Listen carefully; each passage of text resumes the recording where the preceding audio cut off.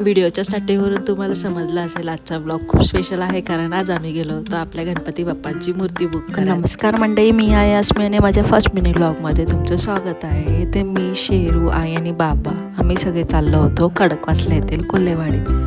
वारजे ब्रिजवरून मुठा नदी क्रॉस करून आम्ही कॅनल रोडवरून सिंहगड रोडला लागलो. तुम्ही विचार करत असाल आम्ही नांदेड सिटीमधून का नाही आलो, तर ते मी तुम्हाला ब्लॉगच्या एंडला दाखवेल. जर मंडळी तुम्ही पुण्यात राहत असाल तर खडकवासला येथील central water and power research स्टेशनच्या अगदी समोर माऊली पार्कमध्ये असलेल्या श्री गणेश आर्ट गणपती मूर्ती कारखाना कोल्हेवाडी येथे नक्की भेट द्या. येथे श्रींच्या सर्वांगी सुंदर व सुबक शाडू मातीच्या पर्यावरणपूर्वक मूर्ती योग्य दरात मिळतात. येथे प्रत्येक मूर्ती वेगळी, सुंदर आणि बाप्पांचं तेज डोळ्यात भरून येईल अशी होती. खूप मूर्ती पाहिल्यानंतर शेवटी एक सुंदर डोळे खेळून राहतील अशी गणपती बाप्पांची मूर्ती आम्ही निवडली.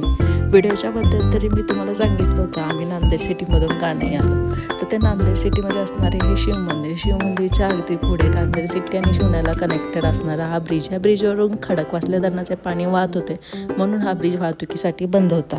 तर हाच होता आजचा छोटासा ट्रिप विथ फॅमिली आणि बाप्पा ब्लॉग. आवडला असेल तर लाईक, शेअर आणि सबस्क्राईब करायला विसरू नका. पुन्हा भेटूया पुढच्या ब्लॉगमध्ये. तोपर्यंत गणपती बाप्पा मोरया.